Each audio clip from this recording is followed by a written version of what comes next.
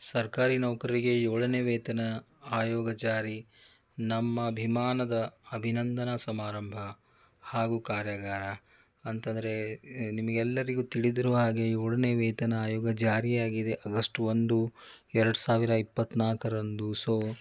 ಅದನ್ನು ಉದ್ದೇಶಿಸಿ ನಮ್ಮ ಅಭಿಮಾನದ ಅಭಿನಂದನಾ ಸಮಾರಂಭವನ್ನು ಮಾಡಲಿಕ್ಕೆ ಕರ್ನಾಟಕ ಸರ್ಕಾರಿ ನೌಕರರ ಸಂಘವು ತೀರ್ಮಾನಿಸಿದೆ ಸ್ನೇಹಿತರೆ.